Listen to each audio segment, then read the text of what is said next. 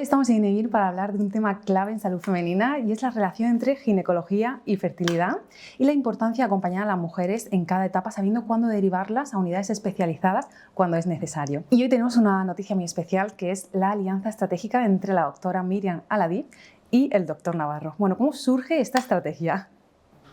¿Quién empieza? Bueno, yo puedo decir que para mí es un honor el haber empezado a colaborar contigo, porque hoy la medicina está tan fragmentada que cada uno estamos en pequeños nichos en los que nos hacemos súper especialistas y perdemos la perspectiva general del problema. Entonces, conocerte a ti, que tienes una visión en la que estás acompañando a la mujer a lo largo de toda su vida, desde que es una adolescente hasta que termina la menopausia, pues no solamente me enriquece, sino que me proporciona otro punto para analizar cómo tratar a nuestros pacientes, no solamente centrarme en un área que es tan específica como es la fertilidad. Bueno, para mí es también un honor porque yo siempre he dicho que esa supraespecialización, ese cientificismo incluso que llega a producirse con tanta fragmentación de la medicina, porque cada vez somos más especialistas de un trocito cada vez más pequeño, ¿no? Y vamos sabiendo cada vez mucho más y el trocito cada vez más pequeño. Entonces muchas veces se pierde, como dices, esa perspectiva global del ser humano. Sin embargo, veo que aquí, a pesar de lo tecnificados que estáis, lo supraespecializados que estáis, sin embargo, se mantiene ese humanismo, ese poner a la paciente en el centro, ese acompañamiento entre los saberes científicos y humanísticos, y creo que eso es primordial en medicina. Por eso es lo bonito también y enriquecedor, ¿no? A mí me faltaba también esa parte, digamos, más supraespecializada, sobre todo en el campo reproductivo, que siempre es algo que no he trabajado, ¿no? Entonces, el poder llegar hasta aquí y de la mano de una persona que tiene tanta experiencia en este campo y con ese nivel de cualificación y además manteniendo esa filosofía de poner a la paciente en el centro, pues es un auténtico honor. Y además quiero contar también, bueno, esto es como un secreto, pero la doctora es extremadamente desafiante. O sea, nos pasamos los fines de semana compartiendo artículos, viendo posibilidades de investigación y bueno, probablemente el otro día terminamos de hablar a las 11 de la noche. ¡Wow! Y entonces íbamos cruzando WhatsApp como si fuésemos adolescentes y tú has visto ese trabajo y has visto al otro, pues esto visto, pues esto se podría hacer. Es decir, que encontrar ese desafío continuo e intelectual a mí me ha resultado muy atractivo. Bueno, me parece que lo mismo en tu caso, que tienes una curiosidad inmensa en llegar a más conocimiento todavía, como esto es ilimitado. Y a mí me resulta también muy estimulante, sobre todo a nivel intelectual científico y bueno, y de esa sinergia pues salen todavía más, se abren más campos de conocimiento al final, ¿no? Sí, y eso es lo bonito, sí. el poder hacer, abarcar más conocimiento y además incluso todo esto que me compartes, ¿no? De lo que hacéis en investigación translacional, que bueno, estoy deseando de hacer ya alguna cosa, ¿eh? La verdad que esta nueva alianza estratégica es muy interesante porque ambos comparten la misma forma de entender la medicina, que es una atención centrada en la mujer, es basada en la evidencia científica y es el acompañamiento personalizado y coordinado entre grandes profesionales. Entonces, es muy interesante porque al final las ventajas que tienen las pacientes viniendo aquí y teniendo grandes profesionales tanto de ginecología como de fertilidad son enormes y no lo tienen en otro sitio. Entonces yo os quería preguntar, ¿qué ventajas veis para una paciente que viene aquí para ginecología, por ejemplo? Miriam, te hago a ti la pregunta, teniendo también el equipo de INEVIR muy de cerca. Una continuidad, sobre todo cuando surgen algún tipo de problemas que requieren otro campo, ¿no? De conocimiento. La ginecología es muy amplia y bueno, sobre todo la medicina reproductiva, pues aquí es que tienes todo y lo mejor además, ¿no? Entonces eso para mí es muy enriquecedor también para Clínicas Miriam Gine, ¿no? Eso es. Y Navarro, ¿qué ventajas tiene el tener pues ese trabajo de Miriam y de su equipo a la hora de avanzar con un caso que te derivan ellas? Bueno, evidentemente un trabajo multidisciplinar en el que abre campos nuevos de especialidad. Miriam es muy experta en áreas a las que yo no llego, no es un área de mi competencia habitual. Entonces, que una paciente pueda tener todos los recursos necesarios para un tratamiento, todos los enfoques, todas las estrategias de una sola vez con profesionales que están pensando cómo individualizar un tratamiento, cómo hacer un traje a medida, pues bueno, esto es crear equipos que son extremadamente dinámicos y para el paciente es una ventaja porque tiene todo lo que necesita en un solo sitio, Exacto. en el momento que lo necesita, en el momento adecuado. Bueno, has metido una cosa, dice, campos que yo no llego, y yo creo que no hay ningún campo dentro de la ginecología donde no llegues, ¿eh? Bueno, Esto hay que decirlo también. Yo te lo agradezco, pero yo tengo que alucinar. No, yo creo que lo que te falta es multiplicarte, si no, bueno, por cuestiones de tiempo, ¿no? Si somos humanos y somos finitos, pues al final no puedes llegar a todo, pero es una cuestión solo de que del hecho de que somos seres humanos, nada más. En realidad sí que llegas a todos esos campos del conocimiento que hemos estado hablando, no además de solo la ginecología pura y dura con la que sales, ¿no? Cuando terminas la especialidad, el poder hablar de otros temas transversales a la salud femenina que no son tan típicos, ¿no? de la especialidad, a mí eso es algo que, bueno, a mí me encanta, ¿no? Porque al final es muy estimulante, ¿no? Aprendes mucho más, al compartir, como compartimos muchas veces esos artículos, lo que no se le ocurre a uno se le ocurre al otro, y eso al final genera en sí mismo ese cuerpo de conocimiento tan bonito, ¿no? Para compartir.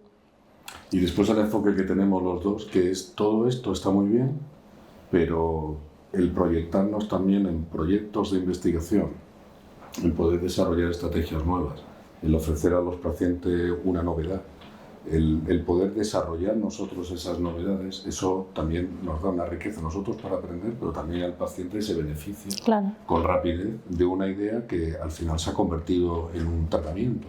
Total, eso es. Es un desafío, ¿no? Un caso difícil puede ser, no, mira, esto no es para mí, o puede ser todo lo contrario, un estímulo para, oye, ¿cómo no vamos a resolver esto? Tenemos que buscar la manera, ¿no? Entonces ese espíritu, ¿no? de que todo es, lo complejo se convierte en un desafío que tenemos que conseguir por el bien de la paciente, eso también es muy estimulante, ¿no? Eso es.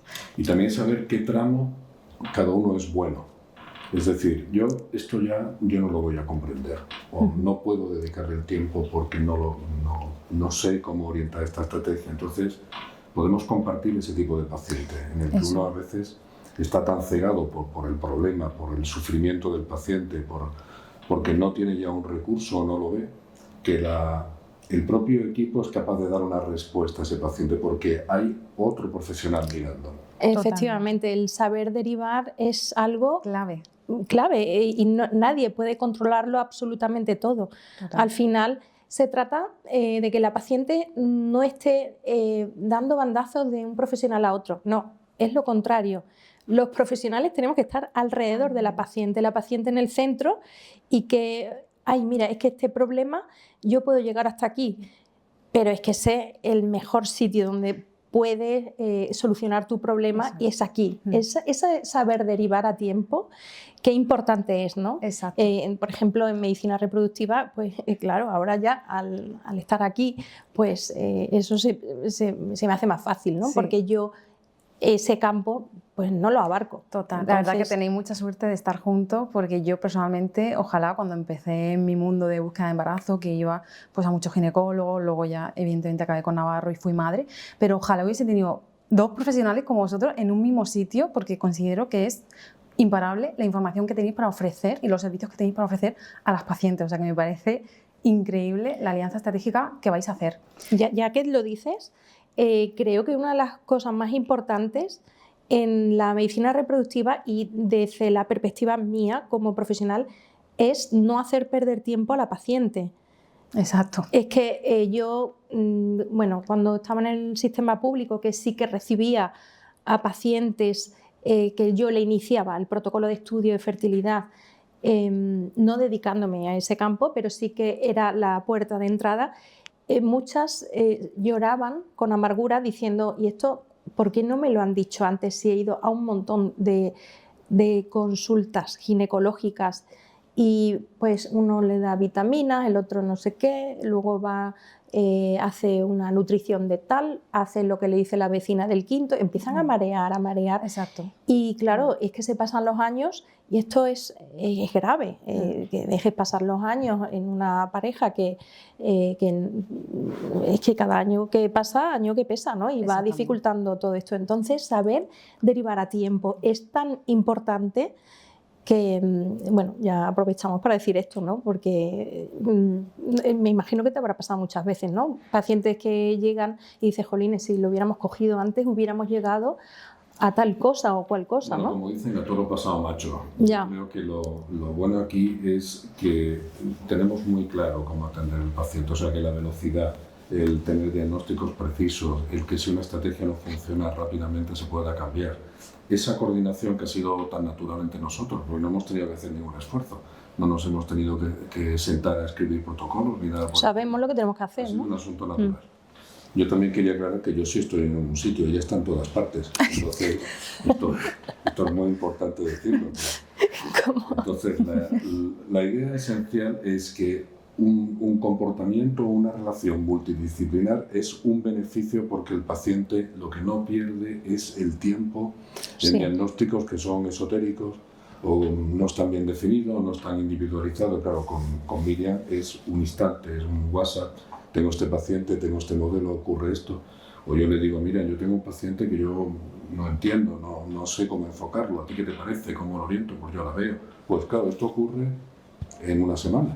Sí. O sea, no transcurre más tiempo. Y entonces eso al paciente, claro, evidentemente lo va a agradecer. Porque no va a tener que multiplicar las pruebas, no va a tener que dar vueltas, no. Va a tener a su interlocutor inmediatamente, de una forma u otra, en una videoconferencia, una llamada. O sea, siempre va a tener esa atención. Y eso solo puede ocurrir en un entorno en el que los dos trabajamos a la par. Juntos. Que aprendéis también de ambos y que al final os nutrís de toda la experiencia y toda la información que contáis, que será increíble. Y por ejemplo, Miriam, una pregunta para ti. En una consulta de ginecología habitual, ¿en qué momento detectas que ya no basta con observar y que conviene ya plantear una valoración específica de fertilidad? Depende de cada caso, pero si nos referimos a una pareja heterosexual sana, que no tiene ningún antecedente de nada y nos basamos solamente en la edad, es lo que solemos... A ver, depende de cada caso y hay que mirar más cosas, ¿vale?, en la consulta, pero de manera general, pasando el año en menores de 35 años, hay que hacer una derivación sí o sí. Por otro lado, una cosa que observo es lo siguiente: cuando empiezan a buscar embarazo, empiezan a hacer de todo. Se compran aplicaciones, hoy toca, hoy no toca. Estas mismas parejas que hacen esto, cuando pasa el año, siguen haciendo de todo. Yo suelo decir una cosa en la consulta, así un poco para aliviar la tensión, digo, esto es como el todo o nada. Primero, ese año no hagas nada especial. Cuida tus hábitos, toma tu folato, en fin, vida sana y ya está. Y cuando os apetece tenéis relaciones, cuando no, y no hay que hacer nada de especial. Y cuando pasa el año hay que hacerlo todo. Absolutamente todo, no empecemos aquí con las medias tintas. Claro. Ay, bueno, me hago una analítica de no sé qué, o mira, me han hablado de estas vitaminas y no sé cuánto. No, ya ha pasado un año. Este planteamiento, hacemos el primer año. Todo, pero es que este mismo perfil de pareja que hacen de todo, pasa el año y siguen haciendo de todo, pero no hacen realmente ese protocolo de estudio bien hecho y bien planificado como se hace en INEVIR, ¿no? Que, o sea, vamos aquí, vamos a lo que tenemos que ir, no vamos a perder tiempo, ¿no? Este año se baja mucho si tenemos más de 35 años y, por supuesto, si hay alguna patología previa que ya dificulte, ¿no? Si ya tenemos una patología que sabemos que está dificultando tanto en el sexo masculino como en el femenino, pues obviamente no vas a estar un año esperando, ¿no? Y ya se individualiza según cada caso. Pero lo que tiene que estar muy claro, el momento en el que, oye, yo no puedo aquí hacer perder tiempo a esta pareja y no tengo más que hacer, ¿no? Pues no quedarme ahí dando vueltas y bueno, vamos a esperar un tiempito con esto, han salido unas vitaminas. Es que esto es hacer perder tiempo a la pareja y luego las posibilidades reproductivas caen totalmente, a cada año que va pasando. Aprovechando que os tengo a los dos, una pregunta que va a encantar en redes sociales, a ver qué opináis vosotros, que no es dicho por cualquiera, sino por dos grandes profesionales. Cuando dicen, es que estás obsesionada y no te quedas embarazada, ¿realmente eso tiene sentido o no? ¿Afecta? Irrelevante completamente. Nada, ¿verdad? Lo que ocurre es que siempre es más fácil hacer cargar al paciente una responsabilidad y una culpabilidad que no es sensata. O sea, el estrés, es que tengo que tomar, tengo que hacer esto. Todo el mundo con esa idea de perfección intenta tener control de una situación que muchas veces no es una enfermedad, es un problema estadístico. Y hay todo un ecosistema de negocio que conspira contra el paciente o contra la mujer, ofreciéndole docenas de productos o soluciones, la mayoría completamente inútiles o no demostradas, que lo que hacen es todavía cargar, porque el paciente tiene la idea de que si se detecta una enfermedad, entonces habrá un diagnóstico y un tratamiento, y entonces eso es una forma de tener control de todo el estrés psicológico que esto supone. Entonces, hacer cargar sobre alguien que no se queda embarazada porque no se relaja o está nerviosa, pues no tiene mucho sentido. No tiene sentido. Claro, el paciente tiene que aprender, tiene que hacer su parte de los deberes y comprender el lenguaje, la información, procesarla, pero en nuestro lado, y yo creo que esto es una de las cosas que más nos ha gustado de trabajar juntos, es que desde el principio comprendemos el alma del paciente, es decir, qué es lo que le ocurre, cómo ayudarlo, cómo llevarlo, y que además aprenda que los dos vamos a estar hasta el final con ellos.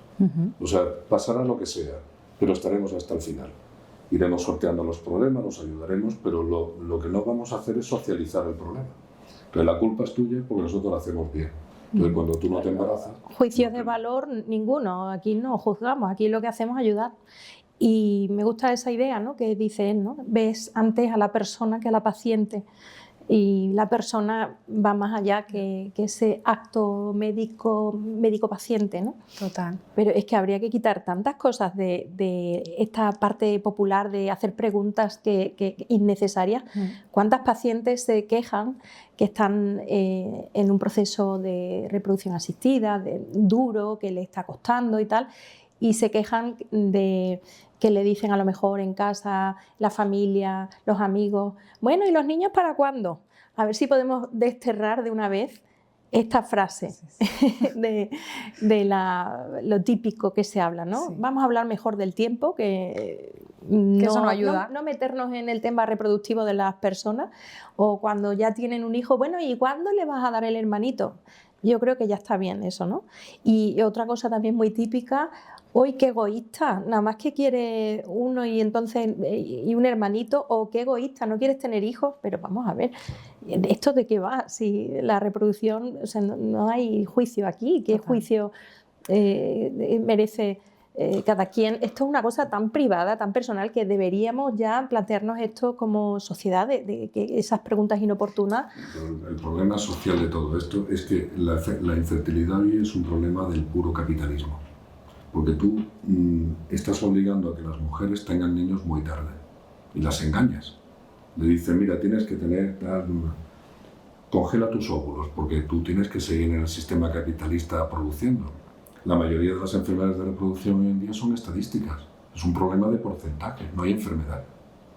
Es la edad, el factor clave es la edad. Una mujer empieza a envejecer con 25 años. Claro, nadie te da una respuesta social a eso. ¿Qué haces con alguien cuando le cuentas eso? Montas un club de ¿quién quiere ser? Bueno, pues tener niños con 20. Y el después que quiera ser padre, que se apunta al club. ¿Tú qué quieres? Una familia, mira, ya estás formada. Pues esta mujer que tenga niños sanos y jóvenes. Claro, esto el sistema no sabe cómo resolverlo. Y entonces generamos sobre una mujer y sobre un hombre una cantidad brutal de capas de información y de diagnósticos que al final la gente tiene pluripatologías de un problema que no existe, que es un problema estadístico, y estamos dando una solución que es la fecundación in vitro, que es un buen modelo para mujeres de 25 años con un problema tubárico, que es para lo que se inventó esa tecnología.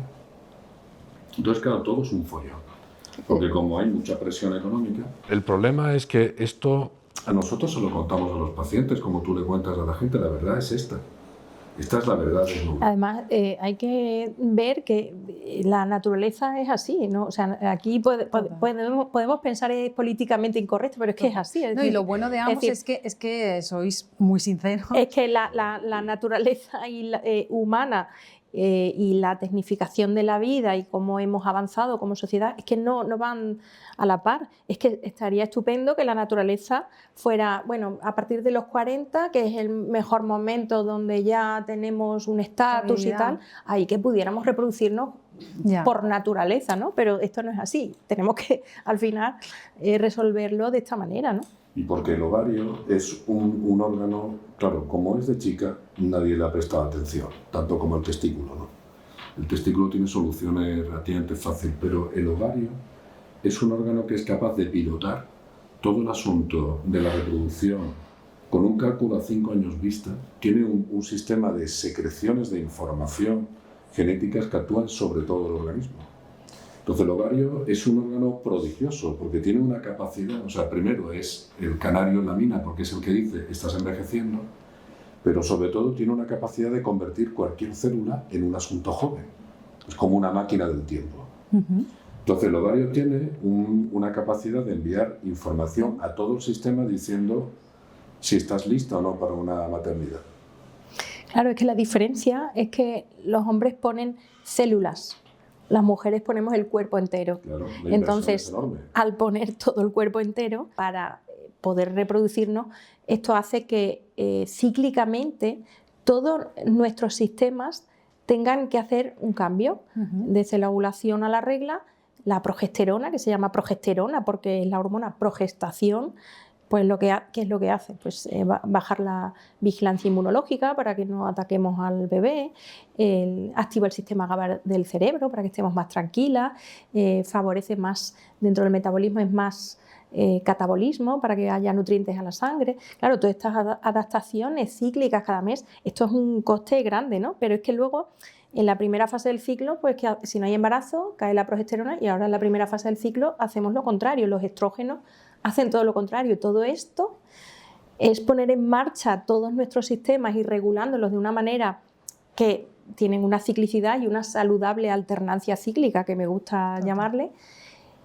Claro, es todo el organismo al servicio de la reproducción. Por eso tiene esa complejidad, ¿no? La reproducción femenina, no es como los hombres, ¿no? Que ponen células y ya está. Las mujeres, además, tenemos una dotación ya de óvulos desde que nacemos y no vamos a tener más que esas.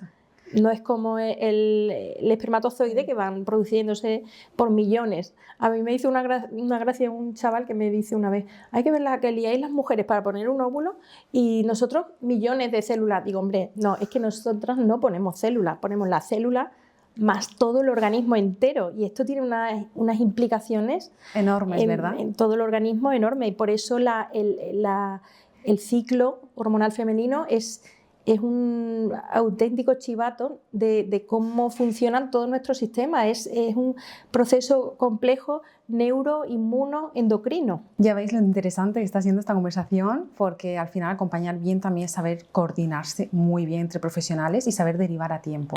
Y bueno, ¿qué desafíos os presenta la ginecología y la fertilidad? Contadnos un poco.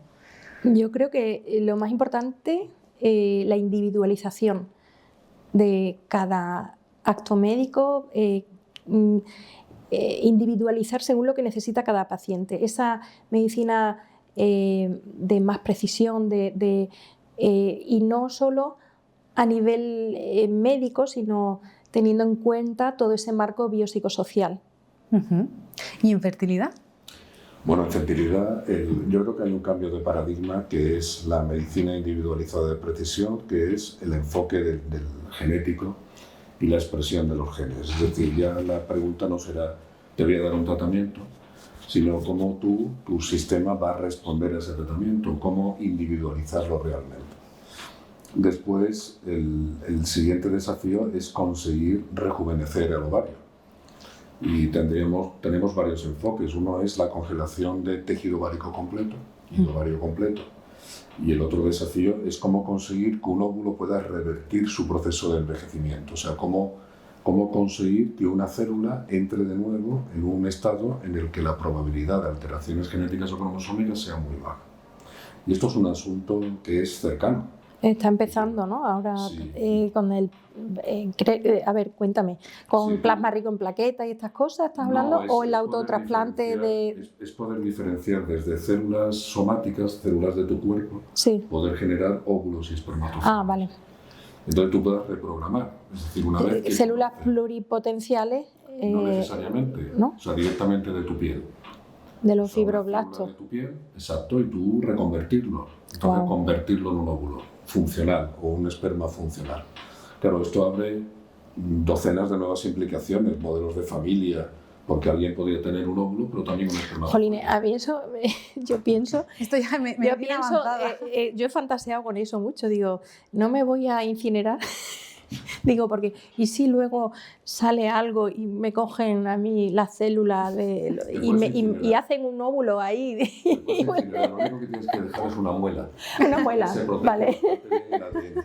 Entonces, desde allí, ahora, la idea de generar los Revivir a los muertos y estas cosas. Nadie nunca sería un clon. Yo siempre he pensado que... Hombre, un toda la clon epigenética va a ser difícil es reproducir. muy difícil. Yo creo que con un clon uno tendría la relación que tiene con un hijo, de un padre con un hijo. Que el clon nunca sería como tú, pero bueno, la gente fantasea con esta idea. Sí, la fantasía está ahí. Pero yo creo que la cosa es más modesta. O sea, cómo convertir ese ovario que tiene esa noción de qué grasa tiene. O sea, cuando una mujer suelta un óvulo, es todo una especie de brindis a la alegría y a la confianza en el futuro, ¿no? Porque ese óvulo tiene que tener una idea clara de, bueno, cuánta grasa tiene. Todo lo que ha producido ese cuerpo para llegar Hasta ahí. a Y que sale un salga óvulo, todo lo que hay detrás, todo ese proceso neuroinmunoendocrino, o sea, es que todo el organismo para llegar a eso, Una ¿no? mujer cuando hace esto, el ovario dice, bueno, ¿qué grasa tiene? Te van a ayudar ahí fuera. ¿Tú cómo estás?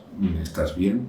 Y tú, bueno, y vas a expresar bien y después vas a tener la placenta dentro. Esto ha sido un avance. Es decir, la biología es tan espectacular en una mujer, es una especie de capacidad multidimensional para después llevar un niño, como tú decías muy bien. O sea, la inversión de una mujer es tan brutal comparada con el hombre, es tan sofisticada que el cromosoma cada vez va más pequeñito, el pobre, porque se va añadiendo cada vez menos a... Entonces, este gran desafío es comprender toda esta fisiología y sobre todo cómo actuar, que todos estamos trabajando, yo creo que en todas las áreas de la medicina, cómo no envejecer, o cómo hacer que los órganos no envejezcan, o sea, cómo conocer esos procesos de envejecimiento, ¿no? Poder actuar sobre ellos. Vale. Bueno, Ya este veis. es uno de los grandes retos de la medicina en general, ¿no? La longevidad. Sí, ya veis que cuando ginecología y fertilidad trabajan juntos, vamos, se coordinan tan bien que la paciente no empieza de cero ni mucho menos, sino que empieza pues, más tranquila, con mucha más información y sobre todo muy bien acompañada. Y una pregunta para Navarro, ¿qué opinas un poco de la inteligencia artificial, lo que viene con tema fertilidad? Bueno, la inteligencia artificial, yo creo que la inteligencia artificial aislada, su futuro no es muy grande. Yo creo que la idea es montar un centauro entre alguien y la inteligencia artificial. Yo creo que eso sería lo ideal. La inteligencia artificial es una revolución completa en medicina. O sea, va a cambiar la forma en la que lo vemos. Pero claro, la inteligencia artificial se entrena y se alimenta con lo que tú lo entrenas, lo alimentas. Entonces, es un asunto que tendremos que pilotar, pero que ya ha llegado para quedarse sin ninguna duda. Los pacientes cada vez más nos traen listas de cosas que ya han trabajado con la inteligencia artificial y nos preguntan. Anda. Y algunos lo ven como una amenaza y yo lo veo como todo lo contrario. O sea, me parece que cuanto más entienda el paciente un enfoque, mejor.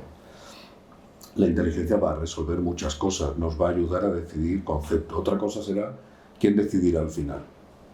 Pero que hay campos de la medicina, como la radiología, en la que ha arrasado completamente la inteligencia artificial. Bueno, y también en vuestro campo, ¿no? En elegir los... De patrones, en elegir los embriones. Los embriones. Es decir, todo esto será de gran ayuda, pero yo creo que una doctora como Miriam, no, lo digo en realidad, yo creo que la inteligencia artificial no va a poder sustituir un profesional Nunca. escuchando a una persona, contándole cómo vive su problema o su enfermedad. Eso nunca. Y que alguien se pueda sentar y pueda escucharlo, pueda darle ese tiempo, la inteligencia artificial podrá ayudarte en algunas cosas, te podrá comprender. Hay gente que se enamora de la inteligencia artificial. Bueno, Totalmente. esto ya... Hay algo imbatible que es un profesional guiándote y ayudándote y sintiendo que tienes a un ser humano delante que ha sido siempre vendiéndole nuestra idea. Es decir, mira, nosotros somos médicos, pero lo que queremos es ayudarte o intentar comprenderlo. Entonces, antes que todo eso, lo que queremos es escucharte, que nos expliques qué te pasa y comprenderlo, ponernos en tu piel y entender cómo vives tú las cosas, porque si no, yo creo que no hay medicina. Totalmente. Y además la salud sexual femenina, que está rodeada de tantos mitos, tabúes, miedos, vergüenzas, pues ahí con más razón Necesita una figura como vosotros. La figura humana, ¿no? Para llevar todo eso, ¿no? Totalmente. Y ayudar a la paciente en todos esos ámbitos también. Jolín, pues qué bien, qué gran conversación. Muchísimas gracias por estar aquí y a todos los que estáis viendo esta conversación de Inevir, porque a mí sinceramente me parece una gran suerte tener en un mismo sitio estos dos grandes profesionales que sinceramente creo que nadie mejor que ellos para poder ayudaros. Así que muchísimas gracias por vuestro tiempo. Bueno, gracias a ti por darnos esta oportunidad Gracias. de poder hablar y haber catalizado esto. Yo solo puedo agradecer a Emilia su compañía y bueno. que se empieza ahora. Para mí, realmente, lo he dicho antes, ha sido un honor, pero más que un honor, es una alegría el poder compartir este tramo contigo y aprender. Bueno, ¿qué vas a aprender tú si ya lo sabes todo? Oye, ¿pero ya os conocíais o no? No, de nada. ¿No os conocíais? No, a mí me impactó Yo la miraba mucho. a ella porque la había visto en algunas cosas en redes y algún artículo que ya había publicado en periódicos. A mí me impactó lo que va a decir ahora, lo que me dijiste sobre todo del tema de la violencia obstétrica. Sí, digo, no puede ser que esto, porque es una cosa que yo voy ahí, que intento no hablarlo delante de profesionales, que es como una vergüenza, ¿no? Que demasiado que me he pringado, pero él lo vio como, es que lo ve igual que yo, entonces digo, no puede ser. Y claro, entonces las miradas, las formas de ver la realidad, todas las texturas que tiene estas son muy necesarias. Y entender las sensibilidades profesionales, pacientes, pero necesitamos tener esta visión de 360 grados, porque si no... Y entonces me pareció una postura muy valiente el poder defender una idea.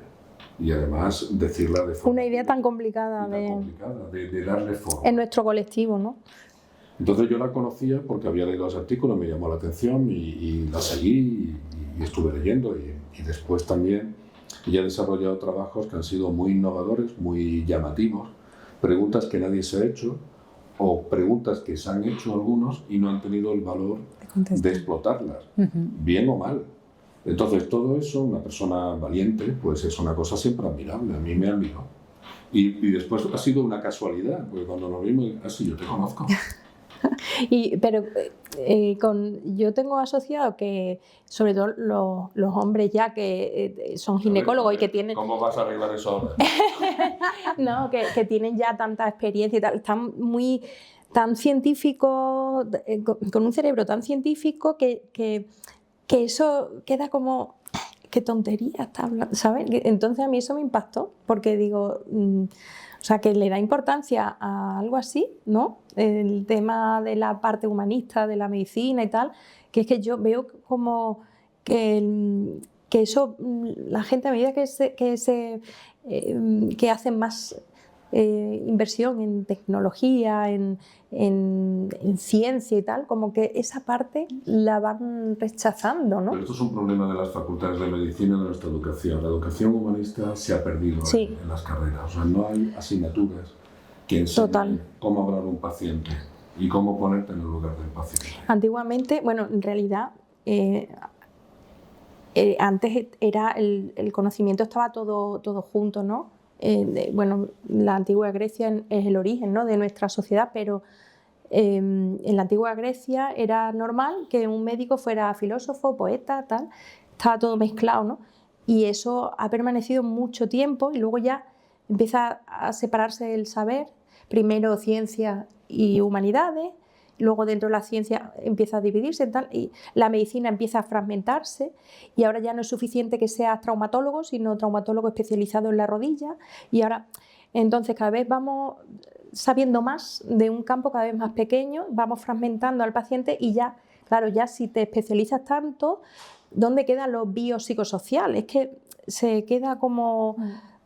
Entonces, esa recuperación de esa integración de lo que realmente debería ser la medicina, una mezcla entre ciencia, por supuesto, arte y humanismo, ¿no? El arte de individualizar luego, de la parte clínica de escuchar a la paciente, ¿no? La parte clínica, una de las partes o sea, fundamental de la medicina, o sea, y es que además es la fundamental de todas, porque lo primero que tienes que hacer es escuchar a la paciente para entender qué es lo que le está pasando, qué es lo que siente, a qué viene y cómo le puedo ayudar. Esa primera parte se está perdiendo y entonces cada vez damos más importancia a todo lo que diga la tecnología, los aparatos y tal, y menos importancia a lo que nos dice la paciente. Eso es, sí. Pero claro, patologías que pudieran cursar con baja expresión ecográfica, por ejemplo, se nos escapan. Una endometriosis, bueno, la endometriosis refleja ese paradigma, ¿no? Si una mujer tiene una endometriosis y no se ve mucho en la ecografía o tiene una baja expresión ecográfica y es una endometriosis profunda que le genera muchísimo dolor, muchísima incapacidad, o sea, que le incapacita hacer su vida normal.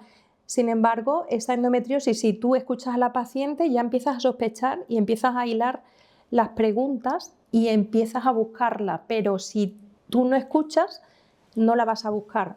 Y si no la buscas, como no sea algo que salga en el típico endometrioma, que eso lo ve todo el mundo, se va sin el diagnóstico. Entonces, cuando tú revisas qué falla para que casi la mitad de las mujeres salió una estadística, casi la mitad de las mujeres con endometriosis tardaba una media de 8 años en ser diagnosticadas una vez que empezaban con el dolor.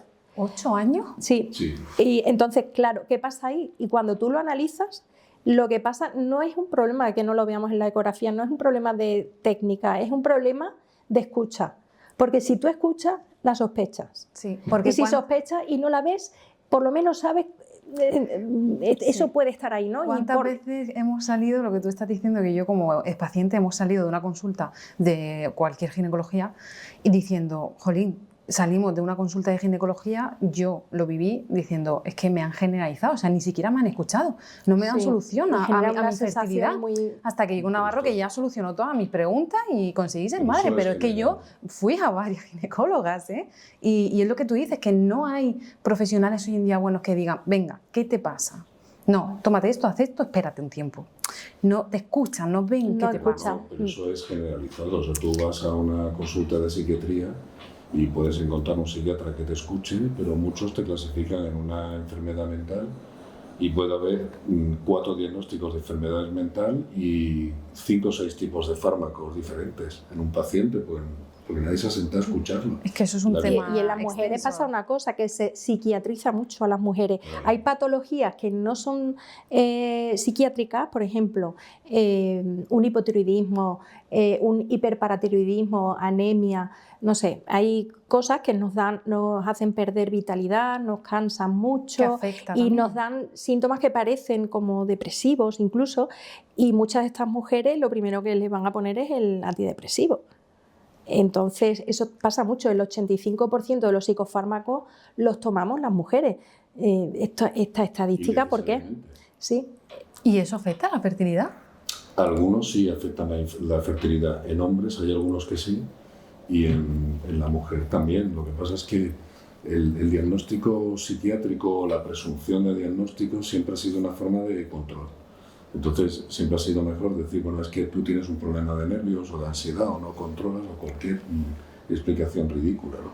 Y hasta hay mujeres que toman un anticonceptivo y luego un antidepresivo. Es posible que la depresión no sea un efecto adverso del anticonceptivo, pero sí que las hay, que lo que están tratando es el efecto adverso. Sobre todo pasa en mujeres que empiezan muy jóvenes con el anticonceptivo y llevan muchos años, y yo tengo pacientes que dicen que se han tirado media vida pensando que ellas son así, depresivas, que tienen problemas, que tal, que mala adolescencia tuve, y resulta que era el anticonceptivo. Esto existe también, no quiero decir ni alarmar, porque los efectos adversos habrá mujeres que los tengan y otras que no. Habrá mujeres que tienen los efectos beneficiosos del anticonceptivo por lo que sea. Por ejemplo, si tienes una endometriosis y el anticonceptivo te da calidad de vida, oye, qué bien, claro. El anticonceptivo. Entonces es saber utilizarlos bien, es un medicamento más. Entonces, como todo medicamento, su ficha técnica con sus efectos adversos, sus efectos beneficiosos, pero dentro de los efectos adversos existen efectos que puede parecer que tienes un problema de salud mental, Sí, la sobre verdad que todo sí. cuando empiezan muy jóvenes. Eso es. Y ante la duda siempre mejor acudir a grandes profesionales, como yo siempre digo, buscar el mejor y a investigar un poquito más sobre lo que pasa, que seguro que tiene solución si vais con una buena clínica y unos buenos doctores. Y bueno, ya para finalizar, ¿en qué proyecto estáis trabajando actualmente? Bueno, estamos ahora intensamente hablando mucho y probablemente surja de aquí algún proyecto interesante sobre el síndrome premenstrual y el trastorno disfórico premenstrual. Entonces hemos encontrado un punto de unión muy interesante porque es un tipo de problema que no tiene un diagnóstico claro. Entonces es como una especie de patología que en cada mujer adopta una forma diferente y estamos discutiendo cómo hacer la pregunta desde el cerebro. Entonces, Miriam tiene una idea muy interesante de cómo las hormonas son capaces de transformarse en el cerebro y es ahí donde yo la estoy esperando, en el cerebro y lo que se llama la neuroendocrinología. Vale. A ver, la progesterona, hemos dicho antes, la hormona progestación. ¿Qué hace en el cerebro? La progesterona se transforma en alopregnenolona y activa el sistema GABA. ¿Qué es lo que hace esa activación del sistema GABA? Que estemos más tranquilas. Sin embargo, cuando tú estás más irritable, es posible que esté faltando progesterona y esa alopregnenolona funcionando en el cerebro. Pero esto no siempre es así, porque hay mujeres que efectivamente tú le pones un tratamiento con progesterona natural micronizada en la segunda fase del ciclo y se le quitan todas las penas, mejora muchísimo. ¿No? También mujeres con trastorno disfórico premenstrual, que es la forma grave y más con síntomas de casi que parece una depresión mayor, ideas suicidas. El trastorno disfórico premenstrual es tremendo, ¿no? El sufrimiento que genera. Bueno, pues hay mujeres que la progesterona les hace activar ese sistema GABA y oye, mira, están bien. Pero hay otras mujeres que no les hace nada, incluso hay otras que hacen un efecto paradójico, que incluso empeoran. Entonces, estamos muy en intensas conversaciones, que es lo que estamos ahora, a ver de qué manera podemos orientar una investigación sobre qué está pasando ahí, ¿no? Y estamos en la fase esa, ¿cómo hacemos la pregunta? ¿Porque hay una franja de edad ahí o qué se nota la gente? O sea, nosotros vemos, hay un modelo que es que según el tipo de progesterona, o sea, todo el cerebro está lleno de receptores de progesterona. Hay progesteronas que son capaces de crear tumores meningios. Hay progesteronas que pueden cambiar mucho el carácter. Hay otras progesteronas que pueden tener ese efecto beneficioso. Resulta que el cerebro siempre había estado aislado como con una barrera que lo protegía del exterior, como está en su propia caja. Pero resulta que al cerebro hoy sabemos que le pueden llegar cosas grandes. O sea, este tipo de moléculas tienen un efecto y crean cambios genéticos de expresión. Claro, el problema es que en un asunto tan diverso estamos discutiendo cuál sería la primera pregunta. Claro. O sea, primero cómo identificar Eso es. que una mujer tiene ese problema orgánico, es decir, que su expresión de problemas es porque hay algún tipo de disfunción. Claro, porque la progesterona actúa en el cerebro igual que los estrógenos y por eso en una fase del ciclo estamos como más activas y en otra fase del ciclo más calmadas o irritables si tenemos síndrome premenstrual, que es lo que podría ser por una falta de progesterona, pero no es solo la hormona, sino cómo se transforma la hormona, porque luego hay muchos tipos, ¿no?, en esa transformación, y luego qué pasa con los receptores, porque a lo mejor es un problema del receptor de la hormona. O en ese caso concreto, pues ese efecto paradójico podría venir de otra cosa. Bueno, esto es un puzzle que no se ha resuelto todavía. De hecho, a día de hoy, lo único que se da como tratamiento anticonceptivos, la progesterona en segunda fase del ciclo, ¿qué más tenemos? O sea, que ni hay mucha información, ni hay mucha investigación sobre eso. Es que no hay investigación sobre este campo. Es que no hay nada. Y es curioso cómo un problema tan importante, tan frecuente, está así. ¿Y cómo lo detectáis vosotros como profesionales? Es un diagnóstico clínico. Es que no hay un análisis, no hay una prueba que te diga síndrome premenstrual. Es clínico y es un problema clínico que lo diagnosticamos una vez descartamos otras patologías. Es decir, una mujer que en la segunda fase del ciclo, desde la ovulación a la regla, tiene una serie de síntomas, de todo, porque es que conocemos síndromes premenstruales de todo tipo, ¿vale? Esos síntomas después de la regla o durante la regla desaparecen totalmente y así todos los ciclos. Y no encontramos, porque claro, hacemos análisis y tal, pero no para ver si tiene síndrome premenstrual, sino para ver si tiene otras cosas. Una vez descartamos todo y no hay otra causa que explique eso que le pasa, ese es el diagnóstico. No es un diagnóstico de una prueba y ya ponemos la etiqueta, sino es escuchando a la paciente. ¿Y vosotros sí ponéis un tratamiento? No, porque los síntomas son muy abigarrados y son muy complejos, porque pueden ir desde siento una tristeza y no puedo concentrarme, tengo niebla mental, me hincho, no puedo hacer ejercicio.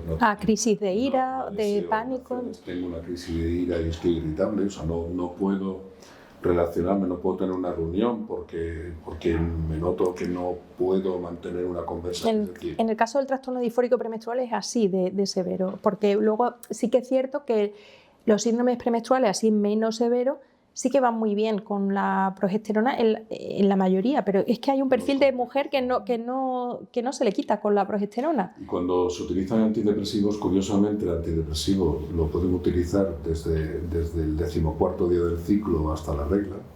No necesitan el tiempo que necesita un antidepresivo para funcionar en un problema depresivo y son muy eficientes en cierto subgrupo de mujeres con este problema. De manera que existe algún tipo de trastorno en la conexión y en el lenguaje de las neuronas que probablemente tiene un matiz hormonal o inflamatorio. ¿Sabe Dios? Parece que existe una conexión entre, como en muchos fenómenos depresivos, en el que realmente lo que hay es una inflamación del cerebro y que este tipo de procesos, de alguna manera, la progesterona, que tendría que actuar como un antiinflamatorio, resulta que en algunas mujeres podría disparar ese efecto inflamatorio. Hace el efecto contrario. Hace el efecto contrario. ¿Por qué hace ese efecto paradójico? Bueno, pues yo creo que esto es un ejemplo de la complejidad. Cómo nos estamos relacionando los dos. Este es el tipo de conversación que yo creo que yo voy en la bicicleta y voy pensando y digo, esto es otra contar a Miguel. Y Miguel está en otra cosa y dice, esto no se puede contar a esto. Sí, es que hay mujeres que tú le das la progesterona y lo resuelve y otro le da la progesterona y lo empeoras. O no lo resuelve o incluso lo empeoras. Entonces, parece que hay perfiles que la propia ciclicidad hormonal, lo que es la misma ciclicidad, es lo que le altera al cerebro y otro es la falta de progesterona. Es decir, no todo el mundo responde igual. Y claro, cuando pones anticonceptivos, en teoría tú dejas lineal las hormonas, porque el ovario deja de producir las hormonas y no hacemos esas montañitas de primero estrógeno y después... Pero no siempre. Bueno, pero la idea es ponerla lineal. Es decir, si tú la pones lineal, hay mujeres que dicen, bueno, no tengo tanto síntoma antes de la regla, que en este caso no hay regla, sería el descamado por deprivación, y otras te dicen, no tengo tantos síntomas, pero la fase que yo estaba muy bien, yo ya no estoy tan bien. Entonces, me noto plana. O sea, que aquí no se sabe si anticonceptivo, antidepresivo... Es que hay casos que no sabemos cómo resolverlos. Sí que siempre recomendamos, por supuesto, buenos hábitos de vida, porque al final la inflamación sistémica de bajo grado, todo eso tiene también una implicación, porque al final todo lo que es el eje hormonal femenino, el eje hipotálamo hipófiso ovárico, tiene esas implicaciones neuroinmunoendocrinas, es decir, sistema nervioso, sistema inmunológico, el sistema endocrino, está todo interconectado. Estos tres sistemas son una red de mensajeros, en realidad, ¿no? En el sistema nervioso, los neurotransmisores, endocrinos, las hormonas, y luego y el inmunológico, pues los mediadores de la inflamación, todo eso, ¿no? Entonces, entre ellos tienen una complejidad tal que es lo que hay que averiguar qué pasa en el trastorno disfórico premenstrual, que sí que es cierto que, bueno, existe incluso para la depresión, ya sabemos que la neuroinflamación genera depresión también, ¿no? Pues esa parte inflamatoria, ¿qué es lo que está pasando en esas mujeres? Es lo que estamos dándole vuelta. Investigando los dos. Y cómo enfocamos esa pregunta y cómo podemos llevar eso a una investigación con el modelo que él propone, ¿no? El modelo translacional. Bueno, pues quedaremos pendientes a ver qué tal en esta investigación.